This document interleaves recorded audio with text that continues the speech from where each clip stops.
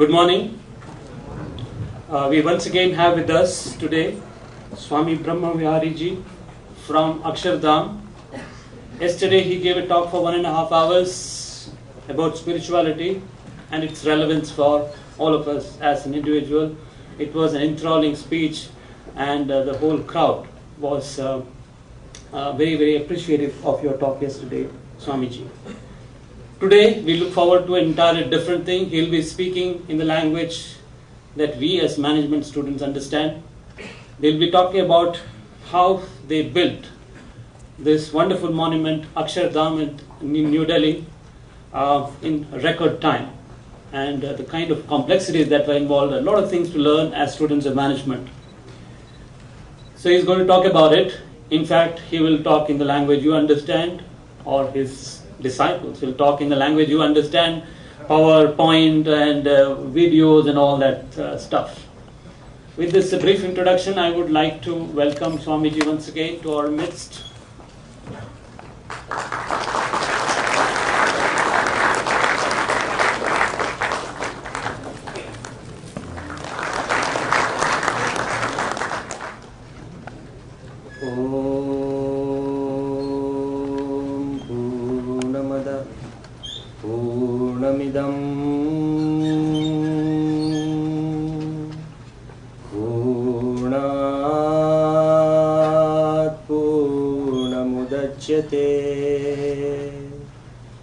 पूर्णस्य पूर्णमादाय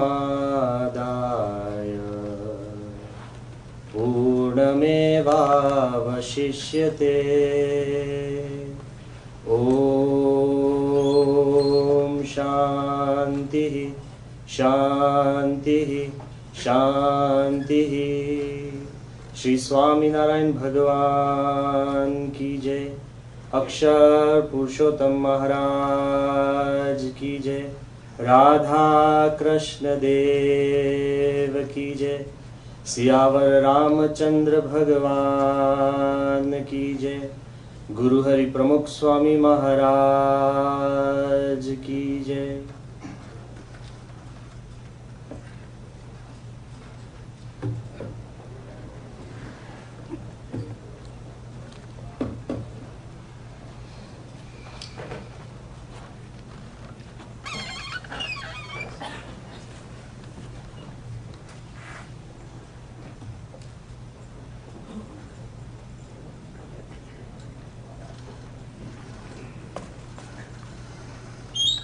In the divine presence of Bhagavan Swaminarayan,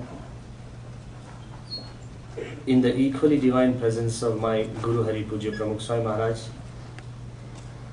revered saints, the faculty of IIM Indore, and also the students who have come here to understand some things more about Swaminarayan Akshardham in New Delhi. Before I begin about Akshardham,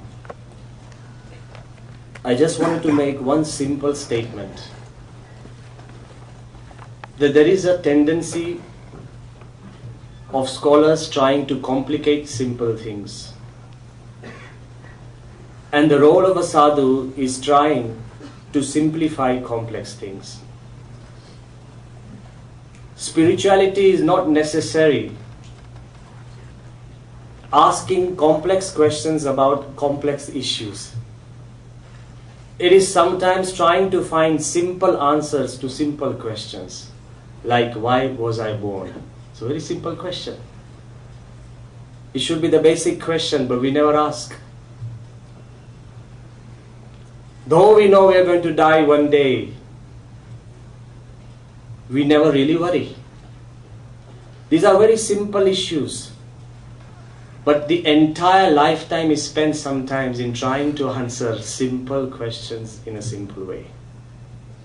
So one of the most difficult tasks for me is trying to explain to you how we could manage to complete Swaminarayan Akshardham in 5 years. To be really honest, I have to confess that even we really don't know. But because you are management experts, and maybe in a year's time People will be headhunting for you, and you will be placed someplace where you will try and make a difference to the corporation that you belong or the institution. Principles which we discuss in our language, if they are any help to you, through you, if it comes in aid or help to somebody else, I think my today's goal would be successful. So the first statement is, you just don't need extraordinary people to do extraordinary things. Trust me to talk to you who are extraordinary young students. You're not ordinary. Because you've come out from a huge grilling process into the IIM, and I think even the IIM perhaps grills you. If it doesn't, and if you have not been grilled enough, then the world will grill you. There's always a process. Some furnace is waiting for us to make us stronger. If you don't become strong on your own, somebody else will make you stronger. So as we come down to this idea that ordinary people can do extraordinary things, so the first confession I have to make, that the 7 sadhus who are involved in making Akshardham, none of them are professionals. They don't have any professional experience or even background. My friend, our youth volunteer Ritesh Gadia will explain to you in your language. But in the first 15-20 minutes, I want to introduce certain salient features which will probably help you understand. So how is this thing arranged? You must break away from the normal, common way of thinking that all of us are used to thinking. I had read across a small incident which is very appropriate here, that we find it so difficult to break away from routine. If I'm a sadhu, I have a proper perspective of looking at the world, and I can't break away from it. If you are management experts, you will try and analyze everything into market research, surveys, statistics, and things like this. But there will be very simple answers, we overlook them. We need to break away from the system, otherwise we are just tuning ourselves to each other. Once there was a man who owned a clock shop. And in that clock shop, he had 50-60 clocks lined up on the wall side, on the desk. He loved his clocks, so he would make sure every day he cleans them. Once while he was cleaning them, from across outside the window, a man who was passing by, he had stopped and he was trying to adjust his watch according to the time in the shop. So this man, he came out and he felt so privileged. If somebody tunes in his watch according to your time, it makes you feel important. It really doesn't make you important, but makes you feel important. He doesn't really mind who you are, but he's just adjusting his watch. This man, he went out and said, wait a minute, sir, what are you doing? He said, I'm fixing my time according to your time of your clocks. He said, do you always do it? He said, I always do it. He said, then every day? He said, every day. His pride began to swell. So he said, but then you must be having some very important role in the job you do, that you need to be on time. He said, yeah, I always have to be on time. He said, can I ask you, what do you do? He said, can you see the huge factory across the road? He said, yeah, that's a very huge corporate factory. He said, well, I happen to be the chief security officer. Every day I have to blow the 5 o'clock whistle for the factory to be closed. And he said, wait a minute, sir. Every day I adjust my clocks according to the 5 o'clock whistle. Most of the time we feel we're in tune because we adjust to each other. Sometimes you need some other force or dimension to take you out of your routine. Perhaps this project which I talk about might be a different thing that might help you or open certain visions. The difference is very simple, that if I give you 10 stones to manage, pathar, so easy to manage stones. If you put them outside your main porch, leave them there, even after 10 years you come, they'll still be there. Samajh gaye? Stones don't move, they don't do anything, they're just there. They come in the way, that's something else they do, but still they're there. And nothing happens. even after 10 years, so it's so easy to manage stones. The moment I give you 10 machines, I said, take care of these machines, you start them at 6, close them at 6, press this switch, make sure every 2 weeks you change the oil, this, and you take work out of the machines. Machines, because they move, they produce. There is an interaction. You need to spend more time with machines to make sure you manage them. Stones, you don't need to do anything. Machines, you need to spend time and attend to something that moves. But you are not morally or psychologically responsible. Suppose I give you 10 mice. Now things are getting a bit more complicated. If I give you 10 mice and I tell you then manage these 10 mice, okay? You start wondering, when will it eat?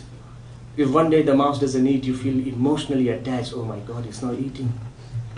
Then the mice, you want to feed it, take care of it. If one gets ill, you feel worried about it. And if one dies, you feel psychologically responsible for the mouse. If one stone is missing, you don't feel psychologically responsible.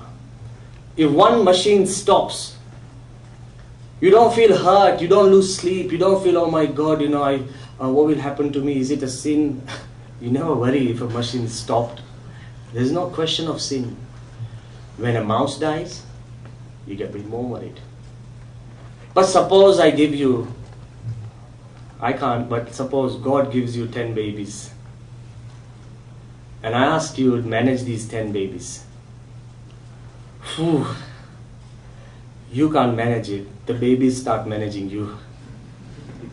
We tend to think we control the babies. The moment you get a baby, it fixes your waking up time. It decides when you sleep. It controls whether the mother works or becomes a housewife. The baby even sometimes quietly doesn't say anything. It's helplessness starts dictating how many fights you have at home. Imagine, we tend to think that we control the babies, but babies begin to control you. So, when you have to deal with stone, you have to deal with machines, you have to deal with life, you have to deal with babies, the responsibility of the manager differs and grows. The management of Akshardham is not just a question of building a stone monument. It's not just managing the emotions of thousands of volunteers. If you are paid, it's a different story.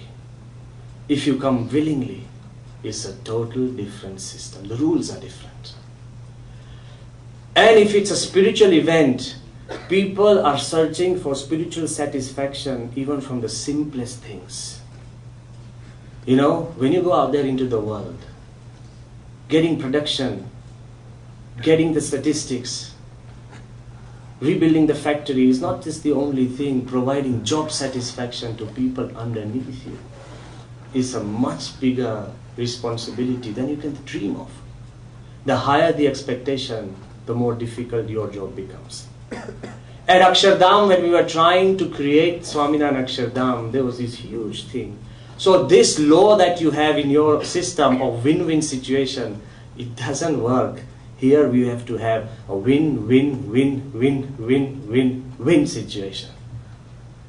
You have to make sure that all the 50 people who are participating are winners. It's never a question of who comes first in the race. It's a question of those who finish win the race. It's a totally different system. Here you have the guy who comes first is a gold, the second is bronze, is a silver. At Akshardham, everybody who finish are winners. It's a very different situation. Maybe you can help us. I'm just talking my mind. Maybe there may be certain laws that you'll be able to see because we are not management experts. So, the laws are different, meaning in your system you have the law of reward and punishment in management. When a system is being worked voluntarily, there is only reward, no punishment. In these 5 years of work that everybody did through 11,000 volunteers, has no mean job. They spend 300 million voluntary hours in seva. 300 million. In that whole system, there was never a single punishment. Somebody did their job, and the director writes a memo. I don't know, Mr. Ravichandran, are you strict or lenient? Or you just tell them off? No, he doesn't. He's my very close friend, so I'm taking this liberty. But I'm just trying to say there is a system.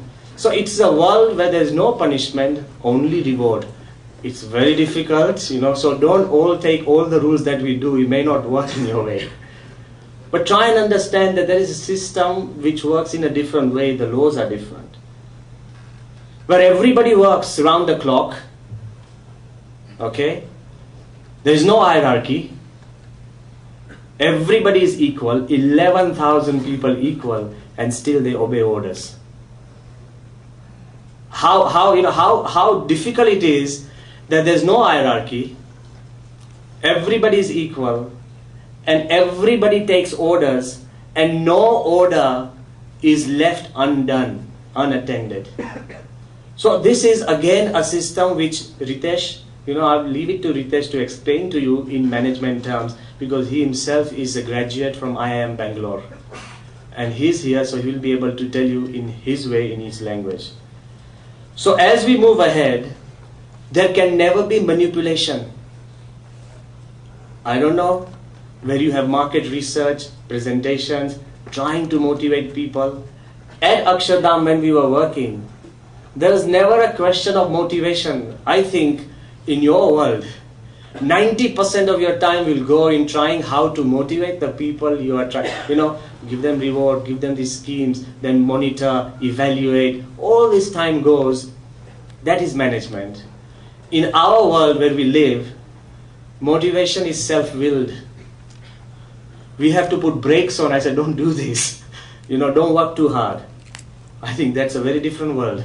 When somebody is working 24 hours and we have to go there and say, no, just work 8 hours and then go to sleep. Take time out for food. Take time out to sleep. So it's a very different world. Then it's possible, but still you must understand it will help you. It's a world where the artisans, the lowest man in the rung, is more important than the highest administrator. If two people came to me and the administrator came with a complaint and the artisan came with a complaint, I would take care of the artisan and tell the administration, please be seated. So it is a total topsy-turvy reverse order where everybody is equal, yet the people who are working at the helm are more equal than the others. It's a very different system which we'll be able to explain. Where we had to work in the quarries, to work with stone. I said to manage stone is easy, but to work with stone is more difficult. We had to get them from maybe 6-7 different quarries, some 500 kilometers away, some 600, some 400 kilometers away, transport stone to Delhi. Just the logistics of transportation would stun you. You know how much stone? 300,000 pieces of stone. Some as huge as 60 tons. Only one truck would carry one stone. Imagine the statistics to bring those, but sometimes there were quarries which were so deep in Rajasthan that machinery couldn't go, so we had to take in bullock carts. 2 bullocks would be able to pull out one stone, and in the middle of while the bullocks are taking the stone out, if the bullock stopped, we had 2 volunteers massaging the bullock's feet to take the thing up. And the bullock would eat, then he'll be given proper food and everything. I'm just trying to say that it is only through human beings serving the things of the people, even the animals who serve, you can't exploit. There was no question about it. So when we start moving and thinking about this entire system, we have to create a situation where the environment wins, the animals win, the people win, the volunteers win, the visitors win, the workers win. Then even it has been planned for more than 1,000 years, so then hundreds of generations win. It can't be just a system of me winning at the cost of others. But the biggest problem we had is that people tend to misunderstand and think that, the BAPS Swaminarayan Sanstha had a huge experience. We didn't have any experience. Yes, the BAPS Swaminarayan Sanstha is a social spiritual organization with 12,000 centers. It's huge. Affiliated to the United Nations. That's, something very big. We have built 800 mandirs. Pramukh Swami Maharaj. That's a huge experience. The best mandir that has been built is in the heart of London, So that is something special, which had been placed in the Guinness Book. Just last month, when the entire England started voting for one of the best places to visit in England, the Swaminarayan Mandir in London came first. This was voted online by the people of England. It's not us or somebody. So it's a very good temple. We had the best experience of one temple. Okay? But that temple was also built through a win-win situation, because Pramukh Swami, our spiritual head, he said to get marble from Italy, to transport it to India, carve it in Kandla, to get it back to England, arrange it like a giant jigsaw, while all the British authorities kept doubting that can a temple stand without steel. So they deputed the Royal Architects Group to come to India to study our temples and then say only then we can allow the building permission for a building to stand without lead and steel. So all these things were going on. Pramukh Swami came up with a very spiritual idea. He said, how will we get the marble? There are donors who are ready to give donations. Swami said, no, it should be a win-win situation. He doesn't use these words. These are words for you. This is just natural and inspirational. Swami said, ask the entire devotees in England to pick up aluminium cans and recycle aluminium cans. For every can we recycle, we got 1 penny. Within a month, there was a mass aluminium recycling project in the whole of England. 7 million aluminium cans were collected. Every penny we got, with that we bought the marble that built the London Temple. Imagine the situation. Before the temple was open, people tend to misunderstand. They said, Swami, you waste money in temples. I said, it's come from the dustbins of Britain. We have cleaned the environment and then added, enhanced the environment. Two different things. When you enhance and clean, it's a win-win situation. Blue Peter awarded this can recycling project as one of the largest recycling projects of England ever to be done by young children. From school when they come, grown up, anybody who throws a can, they'll pick it up. And there's one thing, why are they picking it up? He said, we are building a temple. So we put a very simple, newspaper release on that day. I said, who converted the first process of, who invented the first process of converting aluminium into white marble? And the people were stunned, and we said, the Swaminarayan people. We took the cans, put them into the marble. So there's a situation where you can go out into the world and think that can this project that I do help a maximum number of people? And with that, you will find in Akshardham, which is released to you, that you will find a lot of things are happening that way. Okay, so we had one experience of the London Temple, but the scale of Akshardham in Delhi was 40 London temples. So it's like you have experience in digging a trench and you take up contract for building the Channel Tunnel. That's no experience at all. You take up, because you can dig, that doesn't mean you can dig under the sea. So Swaminarayan Akshardham was so huge, 100 acres of land. It's not just a question of building a monument, international exhibitions. It was taking care of a boat ride, making the first IMAX movie of the world on India. Then taking things and doing research, bringing back the art that was lost 800 years ago. We went down to almost every culture to study. The team of 7 sadhus. We went down to China, we then went down to the pyramids, we went down to the Aztec pyramids, we went down to Peru, we went down to Mexico, we went down to Angkor Wat where there was an army there. We had to sign certificates that if one of you is less, we are not responsible. I said, fine, doesn't matter. Nobody really cares about a sadhu. If this less or, and that should be the way. we are supposed to be detached. You don't have to cry for us. It's very important that we have to work in that way. So when we worked and when we came back with research, it was a huge effort that had to be collaborated, made sure it's done in time, and it was a huge effort that was going on parallelly. Nothing of what you will see has been outsourced at all. It was an in-house team of simple 7 sadhus. The greatest advantage we had is we were non-educated. So we didn't have the limitation of education, saying this can't be done. Sometimes our own ideas limit us. Oh, this is not possible, this can't be done. So we could work. And the other advantage we had, there were so many willing people to help us. So as we move ahead, Akshardham has been dedicated to Bhagavan Swaminarayan, who is the incarnation of God. He was born around 200 years ago. Pramukh Swami Maharaj is the 5th spiritual successor of Bhagavan Swaminarayan. He has begun a movement that has grown from a single center to so many, that has taken in social service as a part of his entire spiritual work, where he has built more than 100 schools and educational institutes, more than tens of hospitals and dispensaries, 160 humanitarian activities from taking care of children to taking care of senior citizens. He's a very spiritually enlightened person, very quiet. He doesn't speak more than 10 minutes. If you go down to him, his blessings work more. So he's a very spiritual person, and he gave us this inspiration to do Akshardham.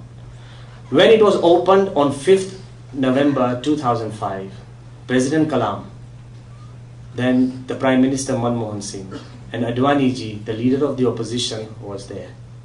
A lot of people told us that the President and Prime Minister normally don't come together in a private function. Swami very simply said, this is not a private function, this is a spiritual function. So they did come. And when they came, I'll leave you with certain ideas that will make you understand the presentation much better. Kalam, on the day of the opening, he told Swami, I feel a proud Indian. I believe that my vision of 2020 shall be completed when I see that you have been able to complete this in 5 years. So that was the feeling of President Kalam. When Mukesh Ambani, he came down, and when he looked at everything, obviously, if any of you do meet him, you remind him that Brahmavihari Swami quoted him. He told us that Swami, till now I used to think that nobody in India is better at project management than Reliance. And he said, even Reliance can't do this in 5 years. That is Mukesh Ambani. He gave his idea very good feelings. Then came the Chinese Republic government. They sent a special delegation of culture ministers and their town planners and architects to come to Akshardham. It was a very funny situation. Very funny situation. They couldn't speak English, and we couldn't speak Chinese. So it was almost like a slow motion movie. He would say something in Chinese and I'll look blank. And then I'll say something about Akshardham while he looks blank. And after 5 minutes he goes, oh, wonderful. And then I'll say, oh, great. It's like 2 deaf people trying to converse. So it was such a complicated, very laborious conversation. But even at the end of that, the first thing he put on the table, he said, on behalf of the Republic of China, we have come to offer you free space in Beijing. Come and build an Akshardham in Beijing in China. We told him that, sir, by the way, I do believe that China is communist. He said, yes, we are. I said, then we are spiritual. I don't think there's a link there. What's the purpose of we coming down and building a spiritual monument in the heart of China, even if you give us something for free? You know what he told us? This was all on news as well. If somebody's read that the Chinese government is asking the Akshardham people to build an Akshardham, it was all across half the globe. And he said, why we are asking you? I said, why? He said, let me tell you that there is nothing in the world that China cannot imitate. Okay? He said, India is the back office of the world. Because whatever you need, Indian people, what is done in office, Indians can do it. China is the back industry of the world. There's nothing in the world we can't make. And to confess to you, even the small murtis, small murtis of Hanuman and Ganesh, we have on sale in Akshardham are made in China. I'm being very honest with you. So I also knew that they can almost do everything, except the faith we have and the belief. They can't copy that. They can copy all this, but nothing like that, the culture, the depth. But, so he said, Swami, that even China cannot build Swaminarayan Akshardham in 5 years. That's why we want you to come and build it. So something that you're going to see is something very unique. Apart from all these great people, Chidambaram, he came and told us after seeing Akshardham that this is the perfect union of science and spirituality. How science and technology should serve values and spirituality, and how spirituality can accommodate science. Both ways. He's a scientist, Chidambaram. Then Sri Ravi Shankarji, he's very close to Swami. He came down and he told Pramukh Swami that there's never been a single day when I have not recommended that somebody should go down and see Akshardham. Then the yoga guru, Baba Ramdev, he was there. He's building a 800 crore rupee huge health Ayurvedic hospital in Haridwar. He came down with all his devotees. And then when his devotees told him, I wanted to tell you that even though Akshardham has been built by the Swaminarayan people, it has entered the heart of every sampradaya because of its openness. When you build something and you continue to own it, nobody accepts it. Build something and give it away, the world will accept it. Why do you get into fights in the boardroom? When you give an idea, we continue to own it. Drop the idea, let it be kicked around. Whatever happens, let it float freely. Don't feel hurt if people reject your idea. The moment you give it, from that day onwards, it's not yours. Be like that. So even Baba Ramdev ji, when he came down with all his flock of devotees and some devotees in the middle of Akshardham, we were there. And he said, Babaji, let's build something like Akshardham. You know what he said? Like, I'll give you away. What? He said, believe this is yours itself because we cannot match it. To believe it's yours, is yours. After 50 years or 100 years, we're not going to claim it's ours. Anybody who goes there is theirs. So once we understand all this, we'll be able to fulfill this. We have been able to create through God's grace something beautiful that India admires. The people feel satisfied. Everybody feels comfortable with, including religions across. Everybody identifies with it. You know why? Because we never tried to build the best. People ask us, Swami, how are you able to build the best? India today, they came down, they asked me, Swami, what did you do to make such a huge best contribution, best Akshardham? How did you plan it? I told him, sir, we were never out there to build anything best. We were out there to give our best. It's a big difference. Because if we wanted to build the best monument or best cultural complex in India, then we would have hired the best architects. We would have got online the best landscape artist, then the best structural engineer, the best thinkers, the best designers, the best engineers. We didn't do that. For the last 30 years, the engineers who have been with us were the same engineers who worked. The same sadhus who have worked. The same landscape artists who have been doing and designing our small temples, the same guy. Nobody was changed. It was with average people, unknown names, that Akshardham has been created. And the secret is, if you go for the best, it doesn't work. If I ask you and you select the best nose, the best eyes from somebody, the best ears, the best lips, the best hair, you don't get the best face. The best face is the eyes that complement the nose, the lips that complement the ears, the skin that complements the hair. The best and the most beautiful is not necessarily the best eyes, the best nose, the best teeth. It's a thing that complements. So at Akshardham, we were able to generate an idea and a concept that complements a vision that fulfills. It was the vision of Yogiji Maharaj, Pramukh Swami's guru, to do a monument on the banks of Yamuna 33 years ago. We have struggled for 33 years to get land. So you need the patience. And then we have finished it in 5 years. So sometimes, we get the land in 5 years, then we finish it in 33 years. It isn't like that. We have struggled. Struggle is there, but there were no problems. And the last idea I want to leave you with before Ritesh gives you the presentation of about 20 minutes on Akshardham and its ideas is the ability to transmit dreams. Think of this idea very carefully. Suppose all of us fall asleep. It's likely. Suppose in auditorium is the best place, is even better than bedrooms to go to sleep.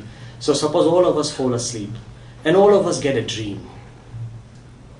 That's likely as well. Now I want to ask you, why do people not believe in dreams? Because you get them often and you forget them often. It's something to get and something to forget. We cannot keep hold of our dreams. We cannot fulfill our dreams, okay?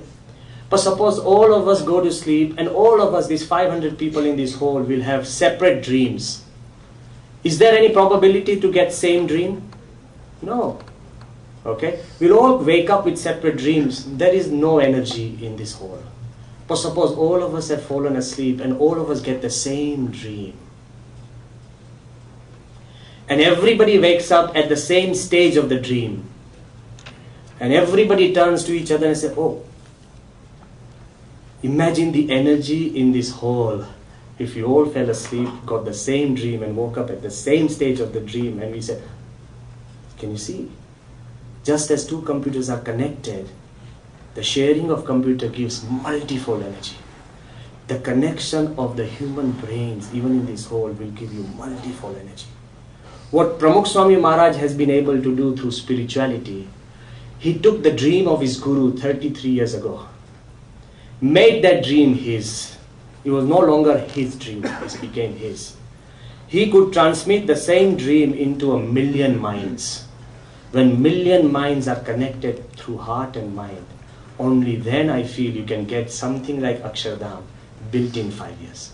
The greatest stone architect, Amrutlal Sompura, whose forefathers designed Taj and whose family members, generations, they had worked on all the best monuments, including the rebuilding of Somnath temple.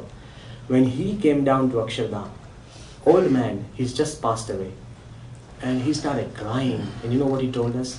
Swami, just to quarry such amount of stone out of the quarries would take 60 years. Just to quarry. To carve and quarry, to do it in 5 years, I don't think it is anything short of a miracle. The man who has spent his entire life in stone. 60 years to statistics, and only in 5 years, because it has been done with great benign feeling. The most important part of our team, it was an egoless teamwork and creditless success. After the completion, there was nobody there to take credit that we did it, I did it, forget it. There's a world. So when we work in such a way, you can create something beautiful. I will call upon Ritesh Garia, who is one of our 11,000 volunteers, and perhaps the only example of an IIM grad. You get guys who go out and do their own jobs, who go out and help in society, who go out and do education institutes. But Ritesh Garia, he got in IIM at a very young age in Bangalore. After education, he has given up his entire career and is helping the institution as a volunteer for last more than how many years, Ritesh? 12. Last more than 12 years. So there is nobody better than Ritesh to explain some of the major ideas in a technical way to you. Thank you very much.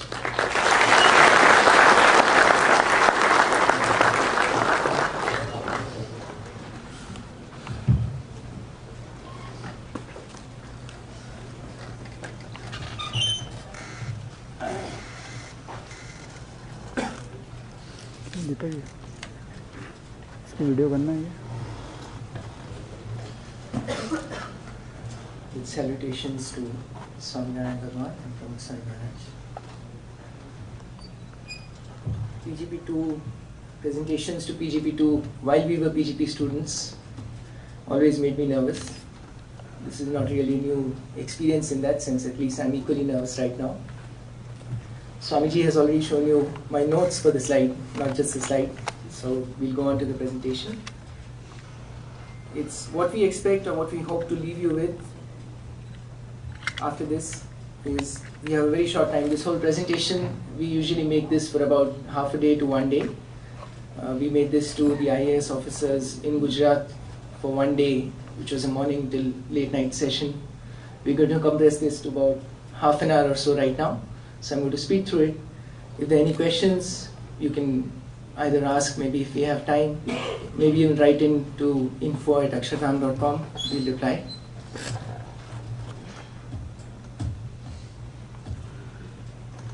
Just to start with what Akshardham is, because quite a few of you might have just heard about it or read about it but not visited. We'll just take a few opinions of people who visited and then see a very short 2 to 3 minute video introducing the whole complex and then go on to how it was made. I don't need to read out, I don't need to introduce K.V. Kamath or Abdul Kalam to you. You probably recognize Ernesto Zedillo. He's a very well-known economist and he was the president of Mexico. The CEO of Coke, Neville Isdell, a guy who earned, I think, about 25 million in 2007, probably more than that in the last 2 years. All of these people, Manmohan Singh, as Brahmavihari Swami mentioned, Mukesh Ambani, they visited Akshardham, they've seen it, and they visited it, quite a few of them, more than once, to really experience the place. The cartoon, no, not the common man, but the person who draws the common man, R.K. Lakshman, he's visited. Megawati Sukarnoputri, the president of, she was the president of Indonesia at that time, she visited for a full day. We had a problem, what do we do for a full day with her? We show Akshardham, we show the exhibitions, that takes about 4 or 5 hours. And then she was asking, how it was made, how much lighting load do you have here? How do we know? I mean, we'll have to ask the electrical engineers. They were interested in building in Akshardham in Indonesia. So that's why they had a full team, then a cabinet team coming down as well after her visit, because she was so impressed that she roamed the whole mandir after taking off her shoes, and she showed her socks to her cabinet members that this is how clean that place is. I don't have a mark on my socks, on my white socks. We'll just see the video introducing the place.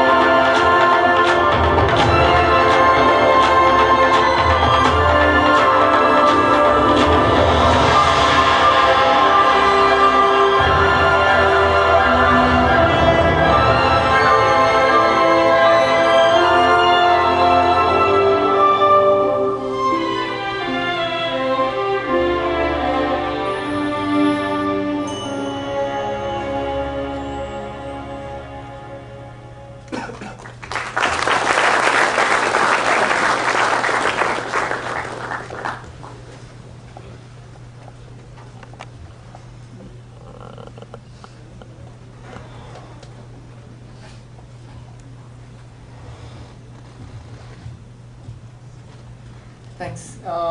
Now you saw what Akshardham is, and of course we invite all of you to visit anytime that's convenient to you.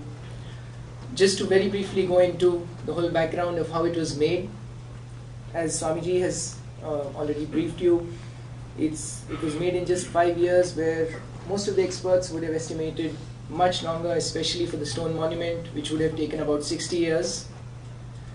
It has the first IMAX film on India, which itself again is a huge project, very different. It takes about 4 to 5 years by somebody who knows the whole film industry, who's had some experience. It's the first film on India in IMAX, in the IMAX format, to be made by Indians, by an Indian production company or by an Indian firm, whichever you call it. We have the first boat ride in India. It's something that's there in, say, a few places like Disney, in which you go through 10,000 years of Indian history. It's possibly the first educational boat ride that we have inside an auditorium. All of these things, the monument, technological advancements like audio animatronic shows, boat ride and everything, the IMAX film was produced and post-production and everything in just 5 years. We followed certain basic management dictums, and there were some which we didn't follow. Both of it is equally important. If you see, obviously, certain things which we need to maintain when you have a team working on a project, or even in a company, you follow certain things like age, education, all of these being at a certain level, there being a commonality in the team. You can't have a team which is from kids to 60, 70-year-old people working on the same project, on the same team, because somebody would not understand the technology, the others would not understand the wisdom that is to be conveyed. We went through all of this, we debated all of this, and then we did something that was slightly different. It is the first thing that you do, as you know, first break all the rules, is what a very famous book says. So that's part of what we did. We had 3 generations in the same team. Swamiji mentioned about 8 sadhus, 3 or 4 volunteers. The whole age group was 30 to 85. Our Guru Pramukh Swami is 85 years old. We had volunteers and sadhus aged 30, 35, 40. All of them working together for a single project, single goal. Working flawlessly, no arguments. There were definitely discussions, but at the end of a discussion, there's a decision and everybody goes with that. It's a team decision. It's not ki meri baat mani, meri baat nahi mani. So, I don't want to participate in this, or I don't want to go ahead. No, there's responsibility that's divided equally, and everybody takes responsibility for the team decisions. Education, again, as Swamiji mentioned, there was no formal education in the fields of the responsibility. We have a sadhu like Brahmavihari Swamiji, who was responsible for the creatives. He has done his A-levels from the UK. And then after his A-levels, he had admission into medicine at at Oxford, which he gave up and came to India to become a sadhu at that very young age, quite some time ago. So we had no domain expertise. And when we did, I had done an MBA, so I was part of the, so to say, market research team. And the market research that we did was to get an idea of how many people would visit Akshardham in Delhi.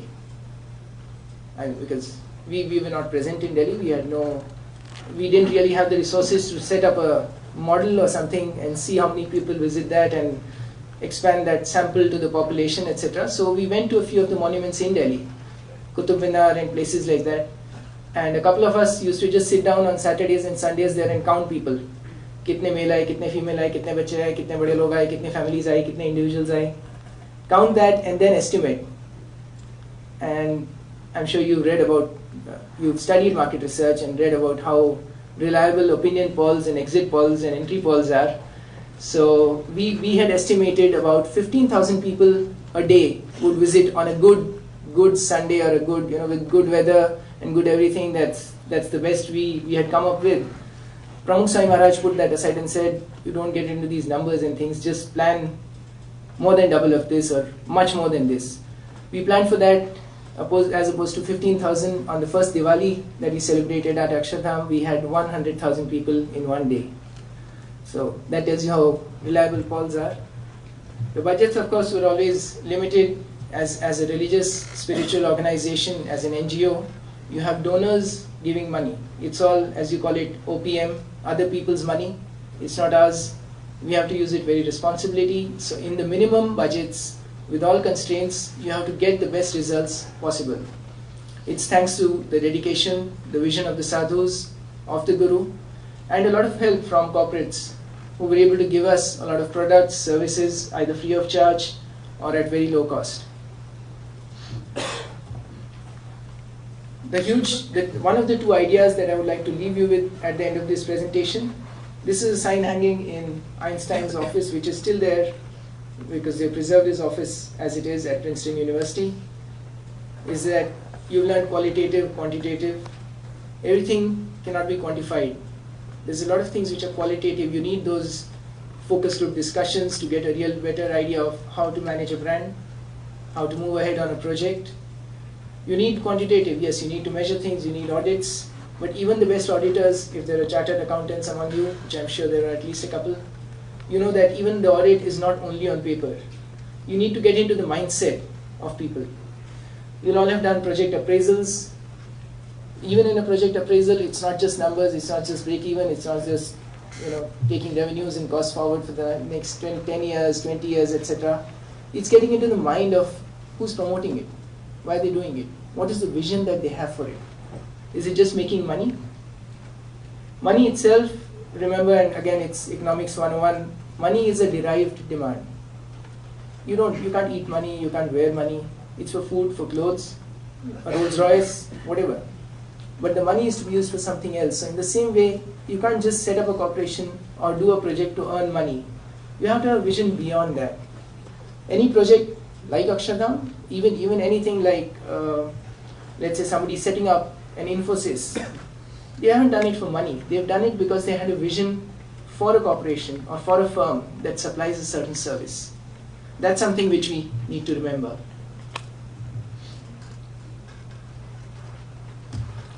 We'll go on to the values that we had and that we still hold dear, and that is the reason that we have Akshardham, which has become so popular,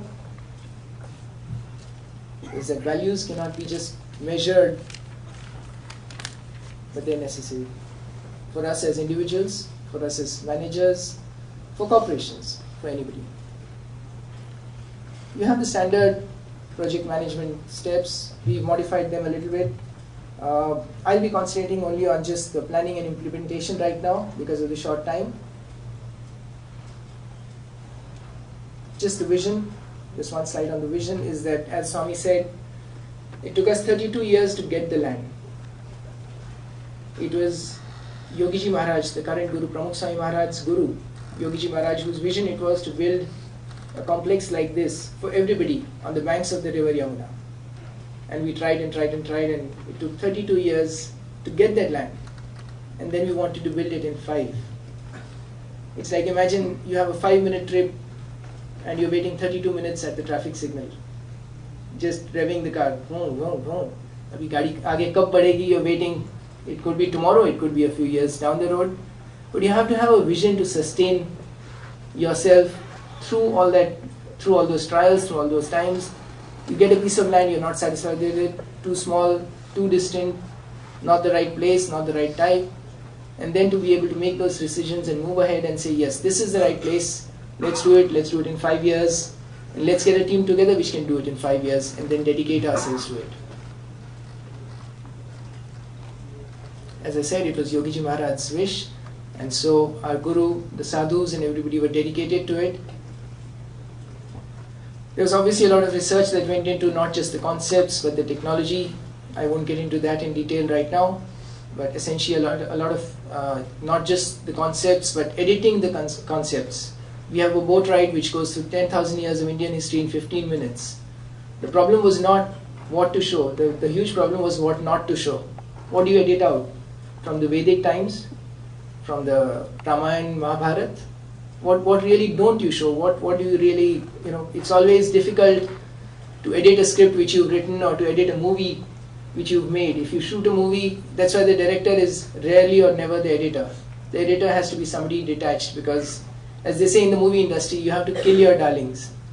You love those ideas, you love each shot, you know what the kind of mehnat that went into each of those items, and then you have to say, no, we don't want to show this, we don't want to take this. It's not part of our final aim.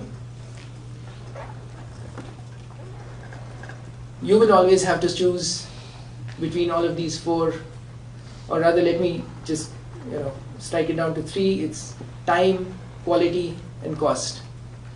It's always a balance. There's never an ideal. In an ideal world you would have as much time as you want for the best quality and at the lowest cost. You'll never get that. You have to keep balancing every day, every time, for every project. That was part of what was done for Akshardham.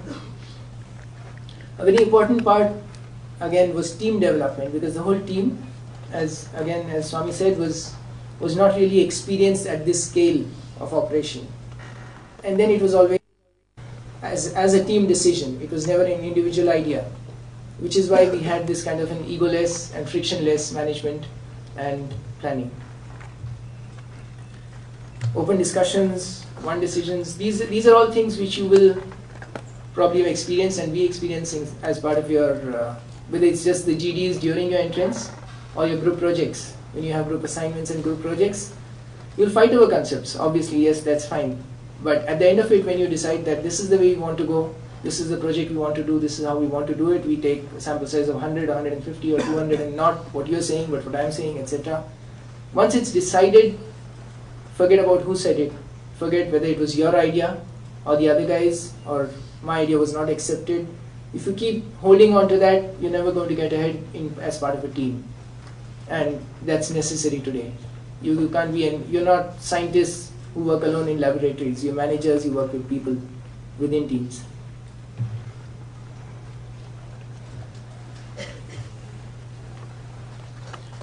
As I said, I'll just be a little more explicit about the planning and the implementation for two things.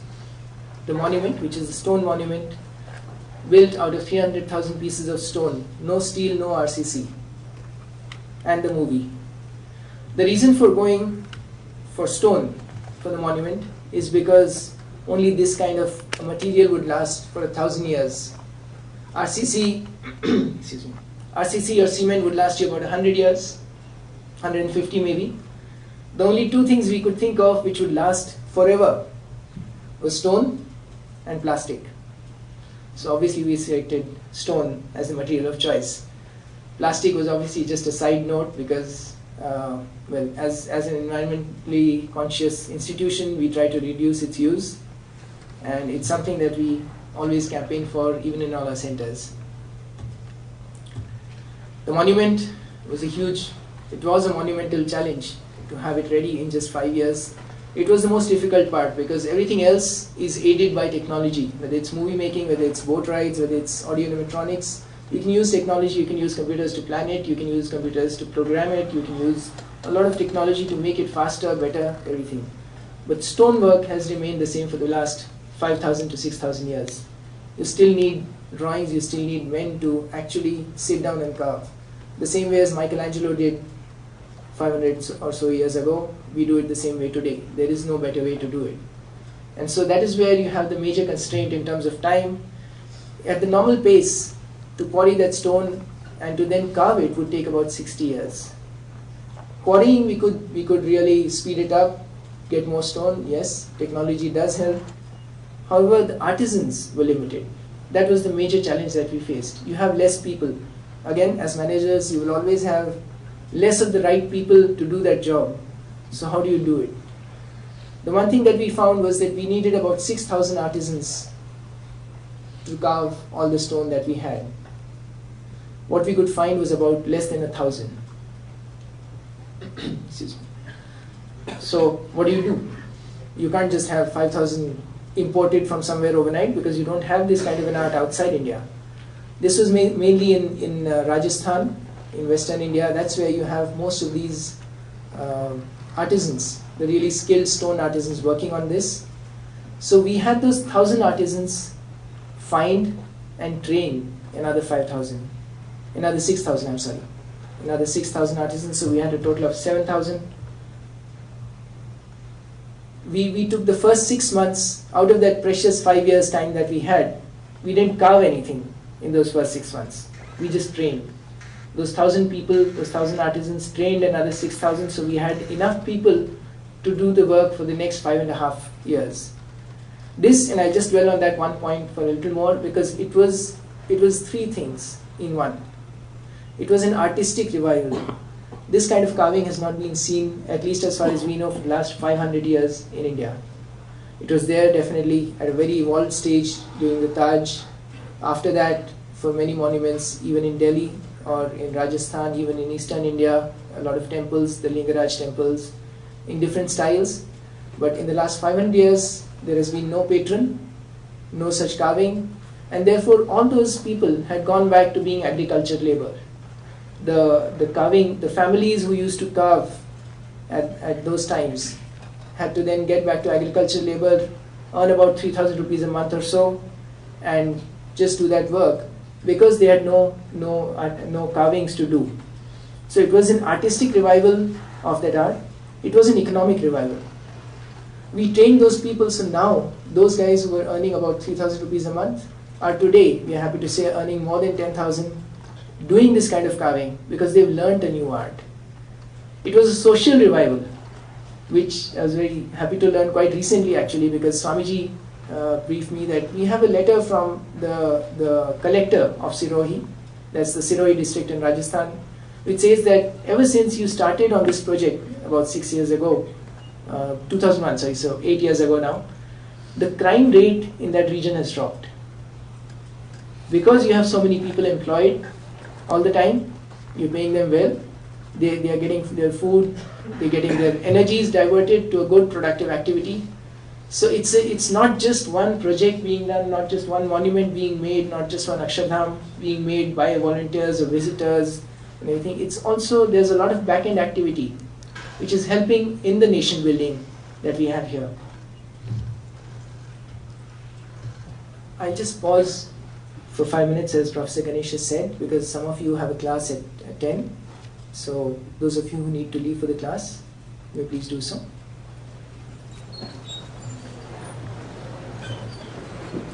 Waiting, right? There's no sense of sensitivity for others' time. Yeah, okay. I'll just start again. Since we've taken a short... You want to come in or you want to go? Please decide.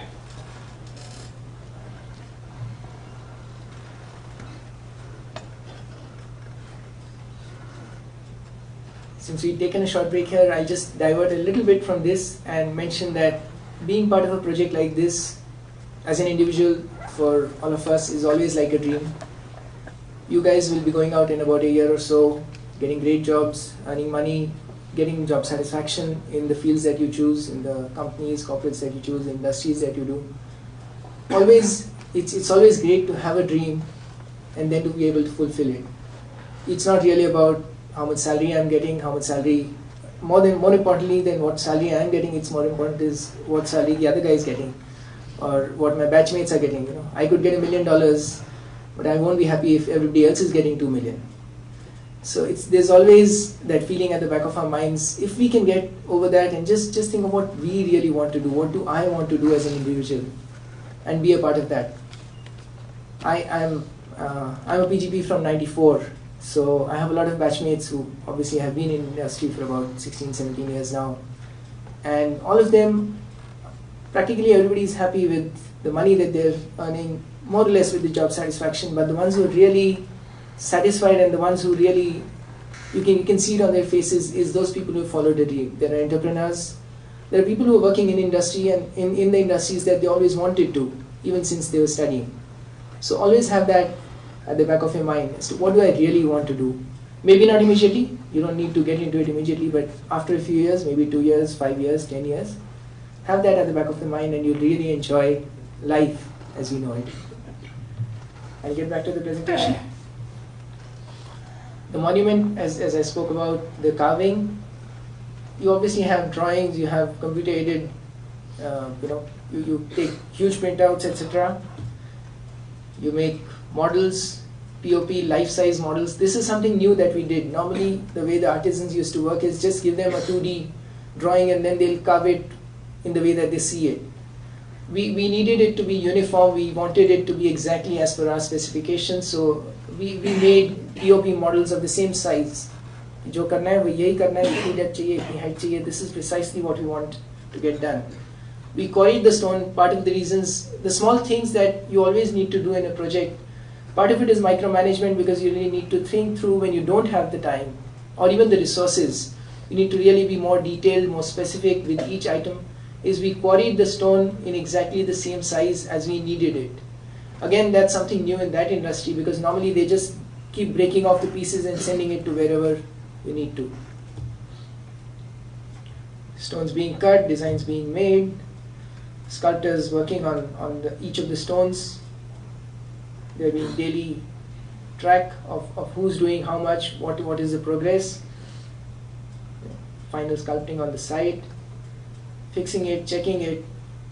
So many, all of these are different pieces. This is not one block. All of those small pieces that you see are different pieces being fit together, checked together, and then it's a ceiling. It was then hung up like this. It's a dome. And that's how the whole monument of 300,000 pieces, it was a logistical nightmare, because you have to, it's not just 300,000 pieces, it's 300,000 into 6 sides. You can't fix a block which is supposed to go like this. ऐसे नहीं fit कर सकते हो, उसको घुमा के fit कर दिया तो भी तकलीफ है. So it's actually practically more than 1,800,000 pieces that you're fixing to make one monument. So logistics are important. Operations research is important. Per CPM is important. All of this was used. Yes, all of them are tools. All of them have to be used at the right place. The professor he's a professor in operations research. I'm sure you've been through all that. All that at a very basic level is necessary, but you have to have the vision to guide it through, and a goal in your mind that yes, this is the time, 5 years, this is the budget that we have, these are the resources that we have, and how do we use them to the best of our abilities.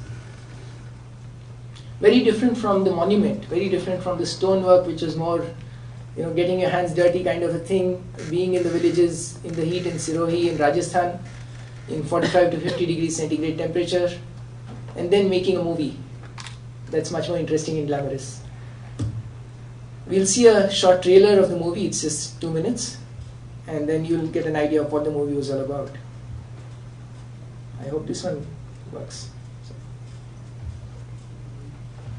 No, it doesn't, so we'll just play the video.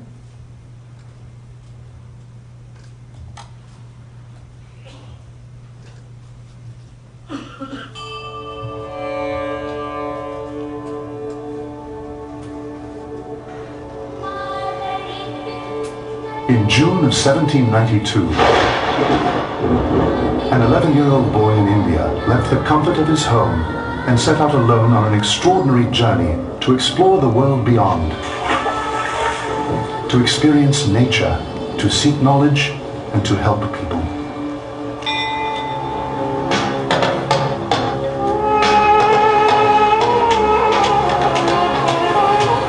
Discover India and its rich history and culture through the incredible true life story of Neelkanth, who walked for 7 years, over 12,000 kilometers, barefoot and with few possessions, across the length and breadth of this fabled land. His journey remains a timeless odyssey into the soul of one of the world's oldest cultures. It's a story of courage and perseverance, including his amazing trek through the freezing winter of the Himalayas.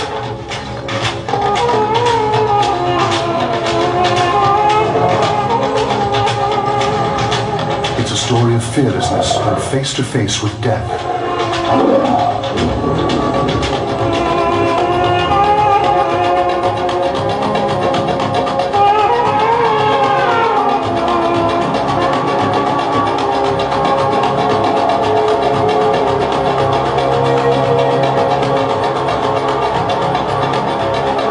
It's the story of a child's mysterious ability not only to survive, but to acquire wisdom and to share it with those he met along the way.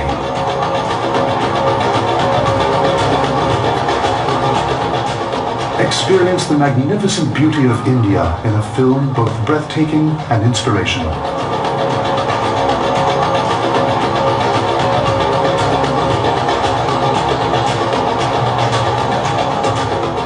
Mystic India brings to life the real culture and spirituality of India's diverse people and customs, majestic art and architecture, and the unforgettable sights, sounds and power of its awe-inspiring festivals.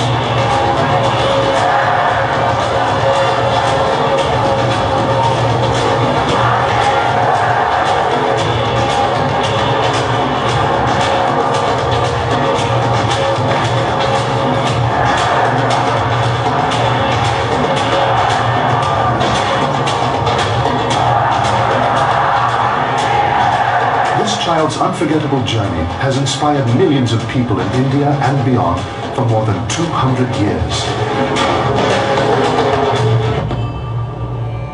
Mystic.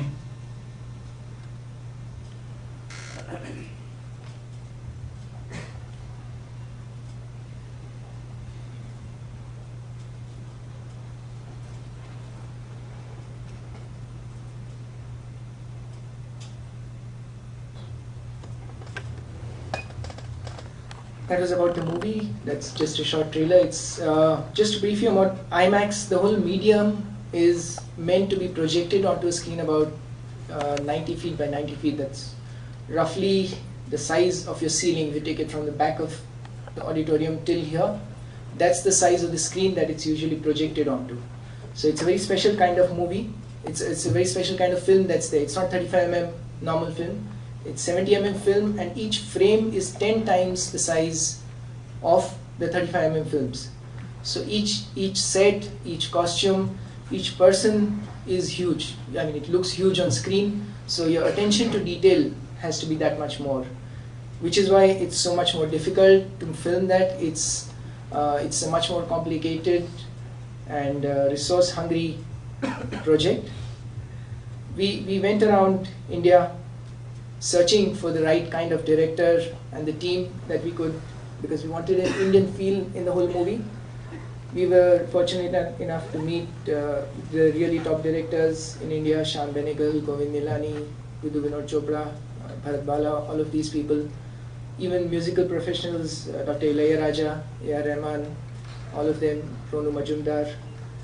It was the whole, I mean, everybody was very cooperative, they were ready to make this movie. The problem was that nobody had experience of this medium. It's so huge that it's very different. It becomes a totally different medium for them to shoot.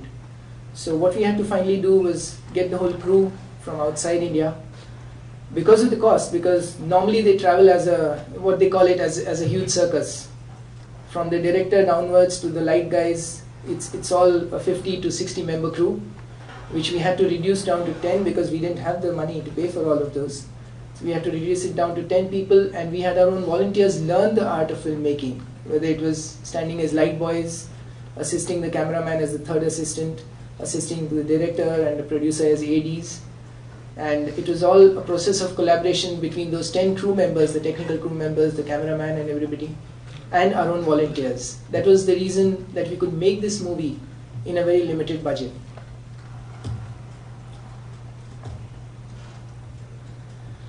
Since we were obviously very new to filmmaking, because the whole team, the sadhus, most of the sadhus had never seen a movie, because they became sadhus at the age of 13, 14, 15. None of them have seen Sholay or Titanic or any of those. And us who've seen it have seen the movies but never made one, never even made a video film. So this was the first experience for us. When we asked Swamiji, Pramukh Sai Maharaj, for blessings that, we don't have any experience, so what are we going to do? We have to just hire people more. He said no. What you need to do is learn the art. And in this case, his own words were in Gujarati, because that's the language he speaks. He said, ignorance is bliss. Because you're dedicated, because you want to do the best for this project that can be done, you will learn more. People who are in industry, us as managers, we've learned HR or OB or operations research or any of those or marketing. So I know how to sell a soap. I know how to sell a cold drink. I know how to market an iPod or an iPhone or any new invention. Sometimes the new guy is able to do it much better without the degree, without the education, because they think they don't know it, so they learn more. They'll get some new ideas. That's what we had to do in this case, more out of necessity than choice. But it has finally turned out very well. The movie has shown in over 50 theatres, in 50 IMAX theatres across the world. There are only about 200 such theatres in the world today which can show an IMAX movie. We had the kids as Harry Potter. For Harry Potter to get the role Daniel Radcliffe, they had to screen about 11,000 to 12,000 kids and conducted a screen test across the UK and the US. We had to do practically the same number. We still have those 11,000 videos of small kids reciting a dialogue, trying to just act something out, a small piece out, because we needed, just as you need for any other role, we needed a small kid who could convey not just the innocence, but a kind of wisdom that should be visible either on the face or in the eyes. It's always a difficult task to do these things, but once you have the dedication or the values, as we are talking about, the ethics to do it, you can do it. It could be new. You will all be joining industries which will be new to you at that time. But if you know that, yes, I want to get ahead in this, I want to learn more of this, you will always be able to do it with that dedication. The volunteers here, the 570 odd volunteers that we had for the whole filming, which was about 6 months in total, all of these were people who were either studying or working, and they left their jobs for those couple of months to 6 months, depending on the convenience. There were a few people who left their studies for 1 year, mostly from the US and UK, because in India we don't normally do that. If you leave after second year BA or BCom or BE, then IIT is not going to take you back again in third year. So we don't have that kind of flexibility here, but a few of our devotees from the US and UK were able to give up 1 year for this kind of service, and that is how we could get this movie made. The extras, you saw a short scene about the Rath Yatra. All that was shot because we tried to shoot the current Rath Yatra as it is in Orissa, and the problem was that there was too much of clutter. Too many policemen, too many hoardings, too many cables, electrical cables and wires, so we had to recreate the whole set, designed by sadhus, executed by volunteers, gather all the extras. All of the extras were volunteers. These were not the, Gandhi ki film ke liye agar extras chahiye, so they were paid about 100 rupees a day for shooting the movie in 1981 and 82. The same goes for the extras in Ben-Hur or the extras in any other movie. Here it was all volunteers who got their own costumes, traveled by themselves to the set, and for 3 days we had to shoot that one scene from morning 5 AM till evening 6 PM. It was all because of the dedication of volunteers like those that the movie has been applauded and recognized so well, even in the IMAX industry. This is their industry magazine, which says that it was truly an epic movie, even among their own standards, which is normally their movies are made by National Geographic or Disney or all these corporations which have much more experience. These were the two examples that I took because the monument is very different. It's a whole different ball game in the movie, and yet these two could come together, and we've presented it at one place in Akshardham as a project which was executed and then implemented in just 5 years, doing all this parallelly with the vision of the sadhus, the dedication of the volunteers, because everybody shared the same vision, the same dedication. The second thing, the second idea that I would like to leave you with is the creditless culture. As Swamiji mentioned, this is a sign hanging in Ishwar Charan Swami. He's a very senior sadhu. He was the team leader for this project of Akshardham, Delhi. And this is a sign that he has had hanging. It's the only constant thing in his room, which has been there for the last, I think, 10 years now, that there is no limit to what you, and that means you, each individual, can achieve. If nobody in your team cares, who gets the credit?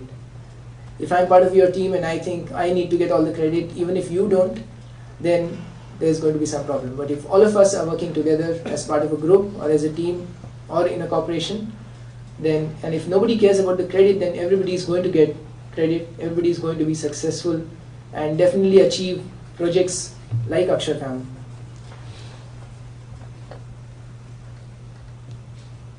There's no name of any of the team members. Brahmavihari Swami, who's been behind all the creatives there, you will never see his name.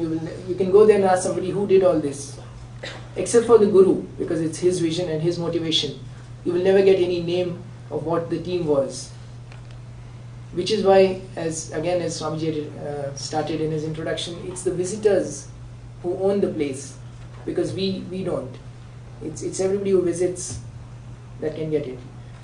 Just one basic idea which I'll end with is that Pramukh Swami has always put people first. He visited each of those 7,000 artisans who were working in villages, 35 different sites in Rajasthan where the stone was being carved. He visited them, spoke to each one of them. It is in a sense MBWA management by walking around. We'll learn about that, but it's not just walking in an office. It's walking across India, across Rajasthan in the heat. It's not that easy to do.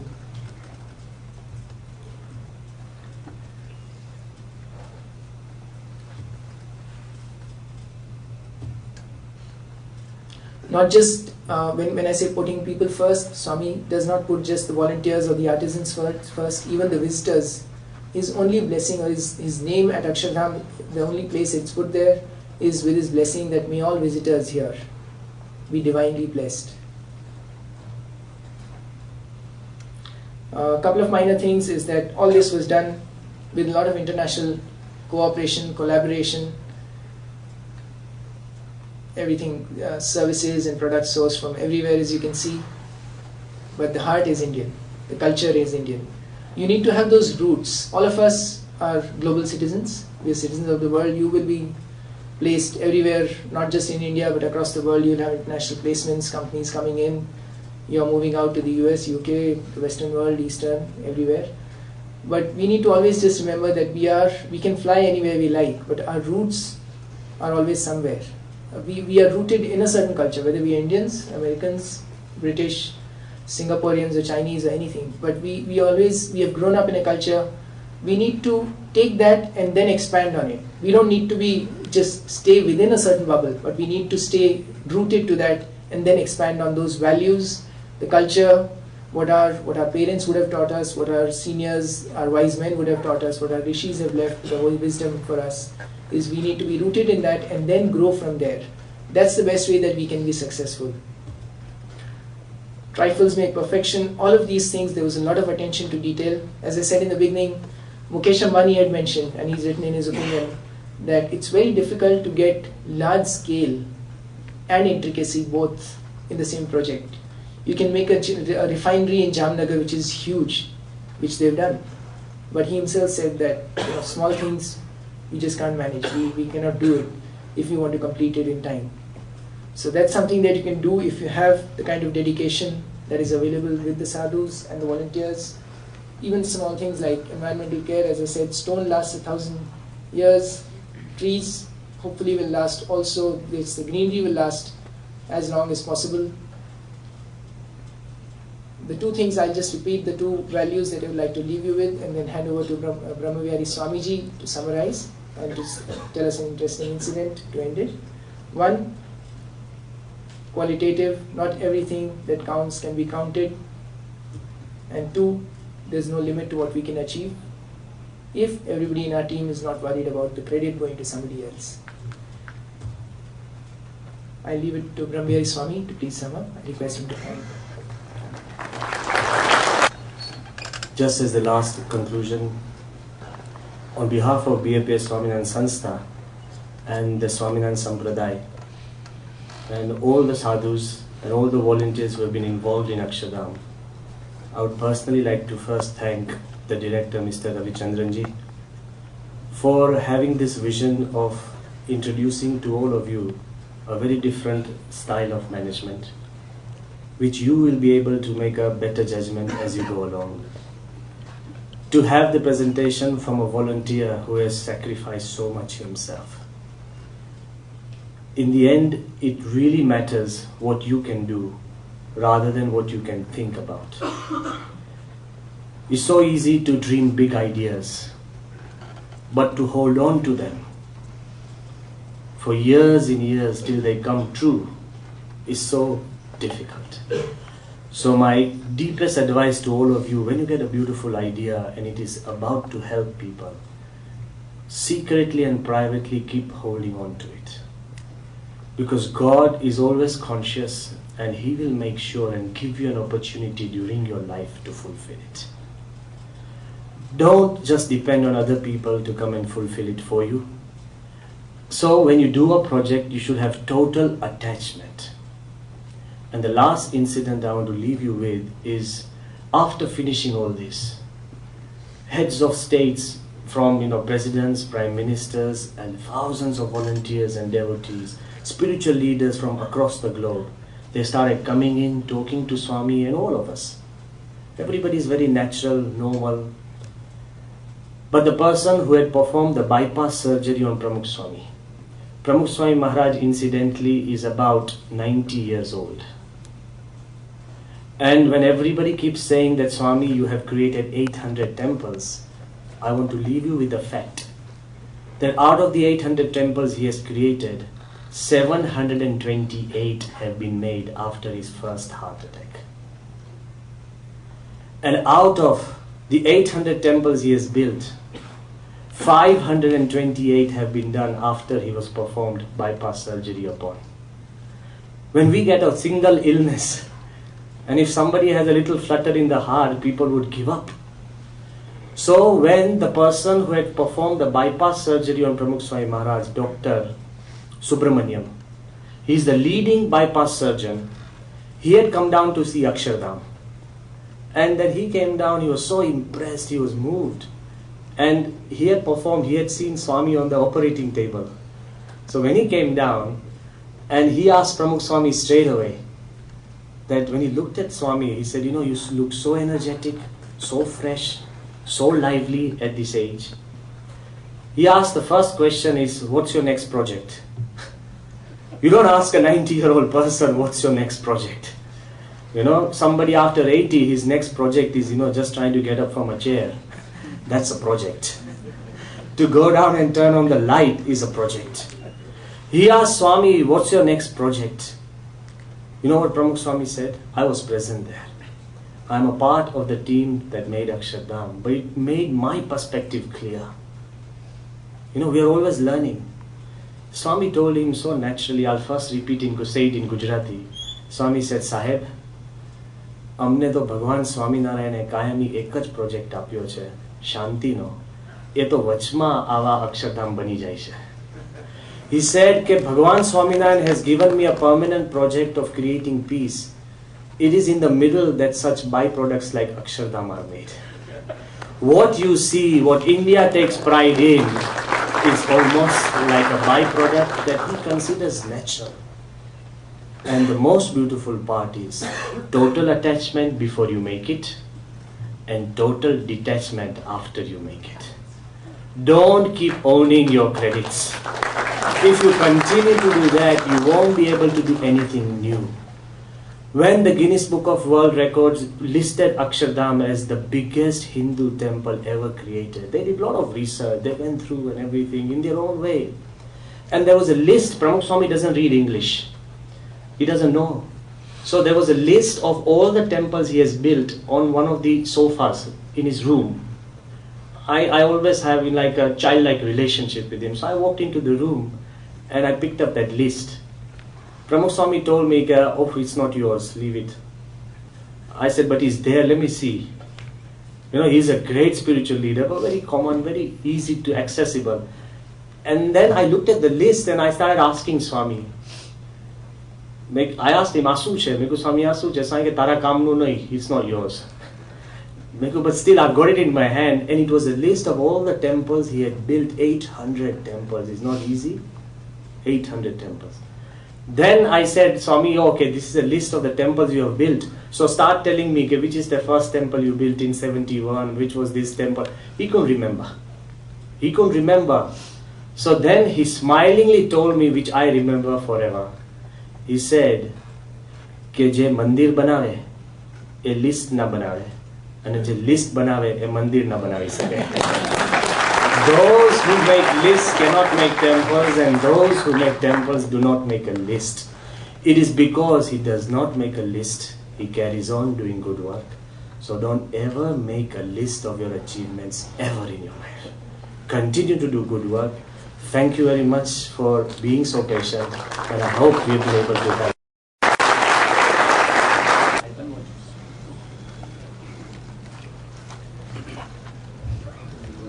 Well, I know you have a very tight schedule, and I don't want to stand in between you and your program. But first of all, I want to thank these Mahans to take their own time off They have very strict regiments, they have very strict discipline in life, they don't eat food from anywhere, they don't stay everywhere, they don't necessarily live in comfort. They have their own space, they have their own duties and responsibilities and inner discipline. I think each one of the requests like this is a kind of an aberration from their own way of living. I think they tolerated it and shared what they have accomplished. I think they have done their bit in terms of motivating these young men and women. I think what you take out of this, in my opinion, is each one of us can do excellence in our own way in whatever we do. That, I think, is a very, very, I mean, nobody is saying, like, leave everything to God, God will take care of it. Nobody is saying that. Those carvings and those elephants and those, those designs, those pictures, those musical foundations, the IMAX films, all those won't come if you just sit and dream. You have to do wonderfully well, whatever you are doing. But I think what this basically gives, I mean, the sense that I take from this is, be passionate about what you are doing and have the sense of, I call it my own way in some sense, attachment with detachment. If you can somehow connect that and sort of know, yes, I did it, I had an opportunity to do it, I had a role to do that, and I was blessed to do that, then I think the ego takes a back seat, and probably pride and fame and iconic status and your contribution to society follows. Therefore, the next 2 years are here going to be not just education, not skills, not concepts. I think it's shaping your mind and shaping your vision. If your mind and vision are shaped sufficiently, you will truly evolve as outstanding leaders, and that's what the country needs. And if we, as a group of faculty members here and staff here, if we can help you to do that, I think we have really achieved our purpose in life. Now, I don't want to keep repeating this again and again. Nothing will be spared in making sure that you have a wonderful life here. Nothing will be spared to make sure that you evolve as an outstanding leader. But the choice is yours to take advantage of that, or close your eyes like this cat which closes his eyes and says the whole world is dark. So close your eyes, run after those small elementary things like some evening pleasant way of spending time and wasting your energy and time and all kinds of things are totally uncalled for and unwanted for, and think that is eternal bliss. That is not eternal bliss. The eternal bliss is